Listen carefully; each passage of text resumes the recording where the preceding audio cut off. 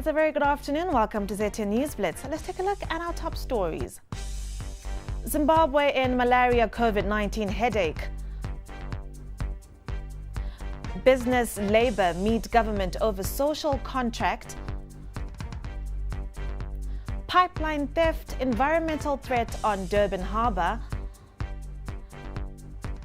And in sport, we give you an update from chevrons in Pakistan. Over 310 malaria deaths have been recorded out of 360,000 cases since January in Zimbabwe. This shows a 34% increase in cases compared to the same period in 2019. Zimbabwe's Malaria Control Programs Manager in the Ministry of Health and Childcare, Dr. Joseph Mberikunashe, told ZTN the COVID-19 pandemic has complicated the management of malaria, resulting in a spike of cases. We are very much aware that malaria and the COVID do have similar symptoms, particularly when one looks at the cardinal sign of fever. Basically, the main increase, if you remember, it happened from quarter 1, quarter 2, but it coincided with the time when we had the first restrictions for COVID, when COVID was really said, was declared an emergency in the country. So that first initial 2-3 months were characterized by restrictions of population movement. The need to really clarify. The tripartite negotiating forum is meeting in Harare today as negotiations for a social contract continue between key stakeholders. The TNF consists of business, labour and government. The parties hope to find common ground after their last unsuccessful meeting early in the year. Speaking to ZTN, Minister of Public Service, Labour and Social Welfare, Professor Paul Mavima, who is also the TNF chairperson, says he is looking forward to the consultation. We're going to review, the progress that we have made since we did our main TNF meeting in February. Today, we have a very comprehensive report from the technical committee, and then we'll be making new recommendations on a number of things, including our economy, social aspects, and nothing is off the table. Now moving on, economist Professor Ashok Chakravat says the country's private sector must be aggressive in order to bring the much-needed growth. He said this during a pre-budget seminar for members of parliament. So the absence of value chain-led policies is not the Ministry of Industry, it's not the government of Zimbabwe. It's the weakness of the private sector. And I tell them this every day. It is very poor. They should come up. That is their role. If you look at the East Asian Tigers, it was the private sector which took the initiative. They should come to government and say, if you want this sector to start moving, pharmaceuticals or whatever, this is what we need. So I think all of you, if you're party to, in another hat party to the private sector, please encourage the private sector to come. Meanwhile, economist Gift Mugano has queried the Ministry of Finance and Economic Development's assertion of a budget. The Minister of Finance did not present a supplemental budget. And actually he said we are making surplus. But in his presentation, unless if I missed it, he didn't show us how the $75 US dollars is covered in the budget. Then the $18 billion stimulus package, which is a COVID support scheme for companies, which is 29% of the current budget of $63 billion expenditure. Very significant. In his address at the occasion, Speaker of Parliament Advocate Jacob Mudenda says he was confident of the country's economic outlook. There are, however, better prospects in 2021 for Zimbabwe, as it is expected to recover from a contraction of -4.5% in 2020 to a growth expected to be about 7.4%, driven by the growing middle class consumption. Harare residents are set to file contempt of court charges against City of Harare for not opening clinics. The city fathers had been given 14 days to reopen clinics. Combined Harare Residents Association Director Lorraine Passiri told ZTN News that council has not opened clinics and they will follow the necessary court proceedings. I was saying that we've been communicating with our lawyer, and since the City of Harare did not respond to the letter that we wrote to them, because we wrote a letter to them last week, reminding them of the need to open the clinics, so they did not respond. So what we are doing now is to proceed with our application for contempt of court. When reached for a comment, Harare City Council spokesperson Michael Tindeme referred ZTN to an H Metro story. A pipeline theft has caused a crude oil spillage in the Bela area of Durban, South Africa. The spill has affected Umbilo River, which flows through several communities and into the Durban harbour. The Executive Council for Tourism and Environmental Affairs is still conducting environmental impact assessment. Transnet Pipelines officials say the spill was caused by an attempted theft, not a burst, and they have initiated cleanup efforts and plugged the leakage pending full repairs. As a precaution, authorities have instructed that no fishing activities will be permitted in the harbour area for the next 7 days. In international news, spanning over 18 hours, the world's longest scheduled passenger flight was seen as a feat of endurance for those who dared book it. But Singapore Airlines' Singapore to New York flight, which covered a staggering 15,343 kilometers, was an early victim of the COVID-19 pandemic, being put on hold in March. Now, however, it's ready to take off again, with flights scheduled to restart in November. We now cross over to sports news. Alton Chukumbura loves Pakistan. It is a place he scored his first ODI century in 2015. The batsman is also back from an Achilles injury. But can he produce the same magic again? And can the Chevrons upset the hosts? For a game of cricket, it's about whoever plays the best cricket on the day wins the game. So it's not a matter of this team is weaker than us or stronger than us, but it's about which team wants it at the end of the day, who wants it the most on the given day. So yeah,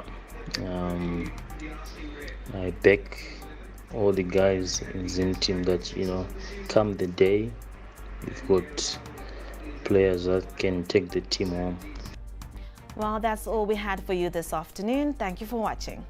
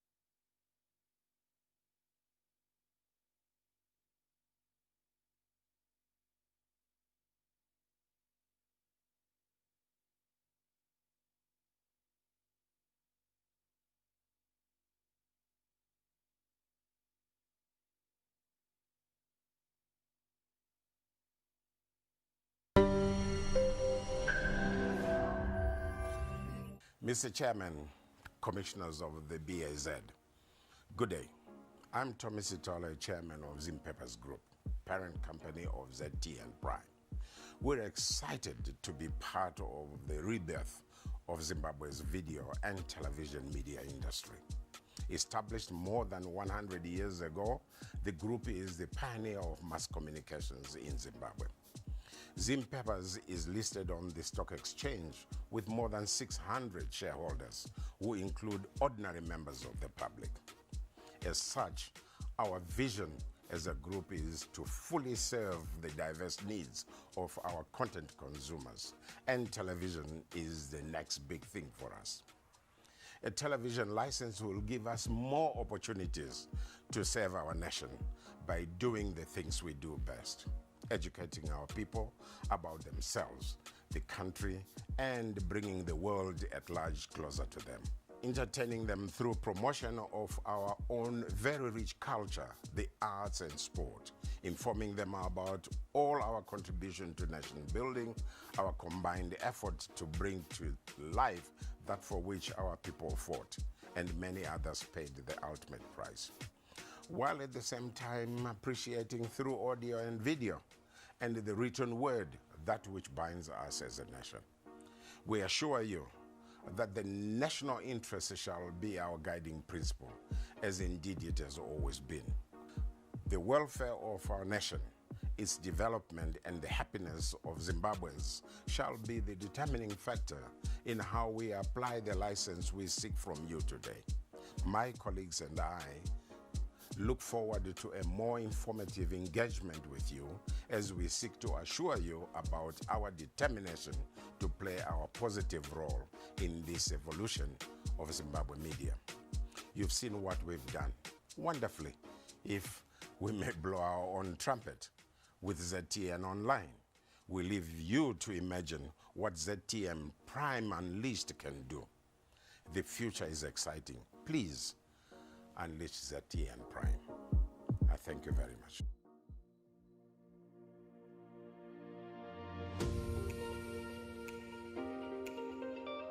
The world is changing.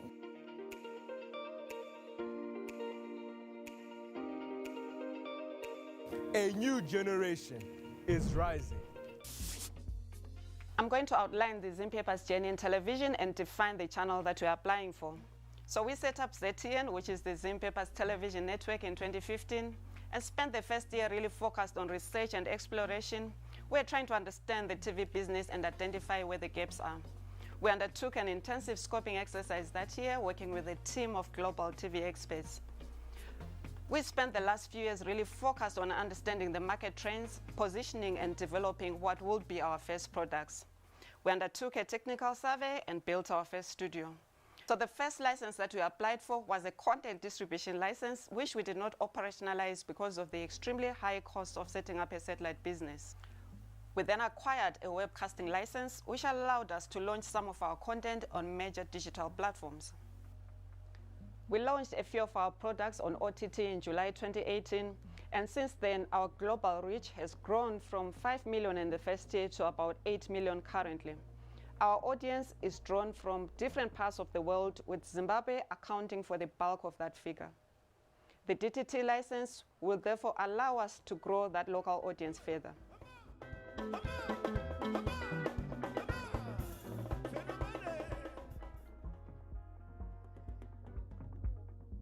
I now introduce ZTN Prime.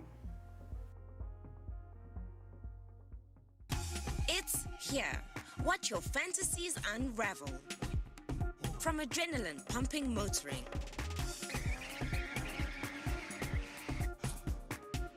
to the glitz and glam of top celebrities. Are you a fan of polo? Do you understand polo? This is the place where riveting drama and chart-topping movies form a culture. I'll shoot you! Where did your friends come in? I'm gonna Panama here. Zimbabwe and South Africa once again proved important. A place to mingle with your sporting heroes. All the Premier League teams in Zimbabwe have come here. And allow the kids to unleash their spirit of adventure.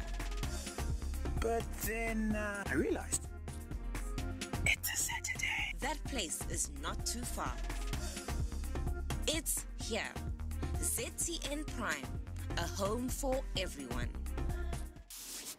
This is a feel-good news and entertainment channel that appeals to a broad spectrum of viewers cutting across ages of between 3 to over 65 years old. The channel name is ZTN Prime. ZTN being the acronym of Zimpepers Television Network, and Prime illustrating the diversity and quality of the content. It also speaks to the warmth and vibrancy of the Zimbabwean people. The broadcast language is English, but the channel will carry content in all 15 Zimbabwean languages, including sign. This content will of course be subtitled in English for ease of communication. Our content mix includes news, current affairs, features, documentaries, business, sport, dramas, lifestyle, kids, and other entertainment programming.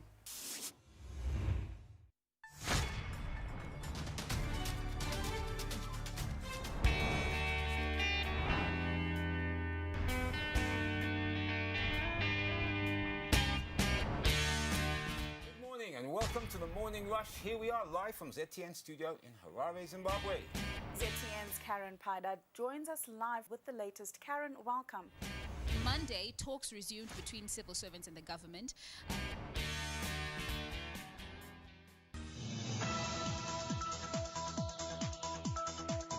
ZTN News. Get the picture.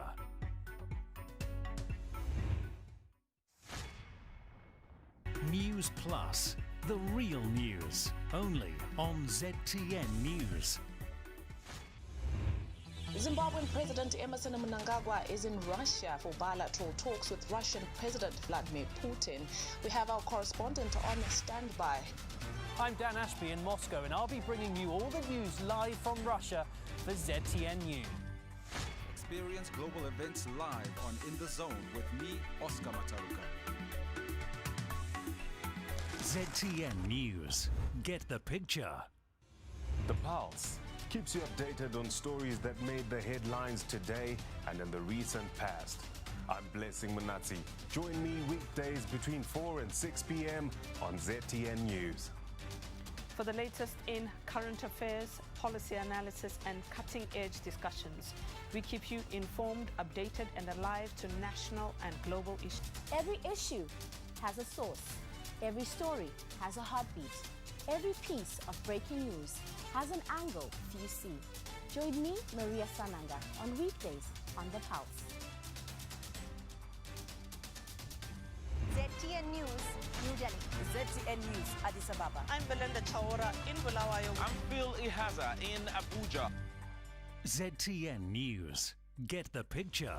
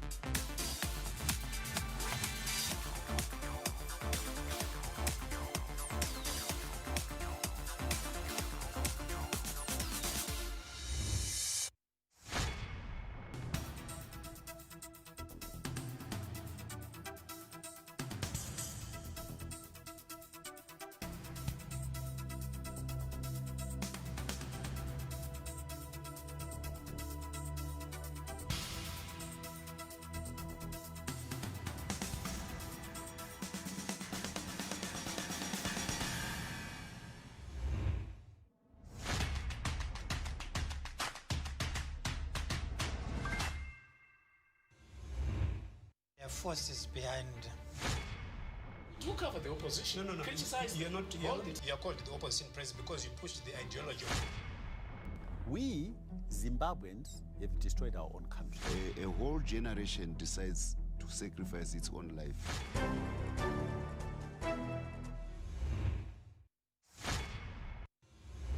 My name is Aura the Poet, and this is Word.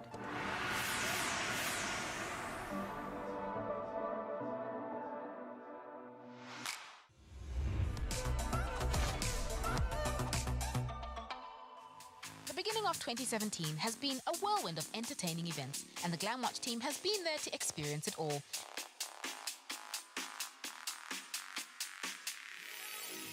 The celebrity world thrives on drama and spectacle, and this month is no exception as GlamWatch was here for it all. Hi, this is Pakelo. I'm David Alford. This is Ola Nombona. This is Kuli Chana. And you're watching GlamWatch on ZTN. ZTN. ZTN. Chazopona.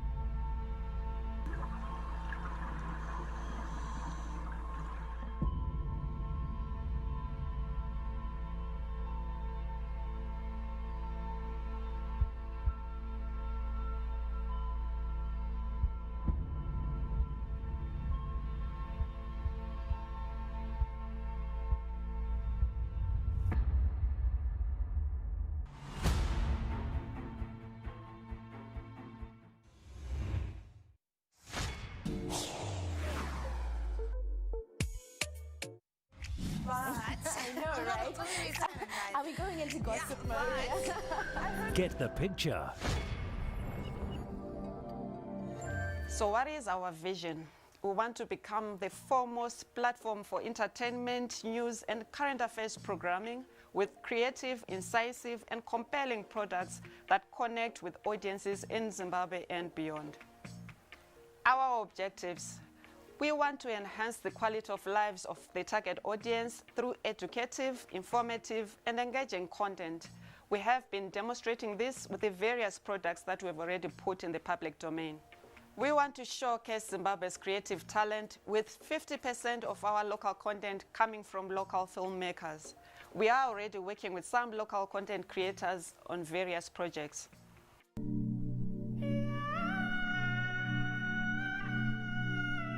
You are firing me?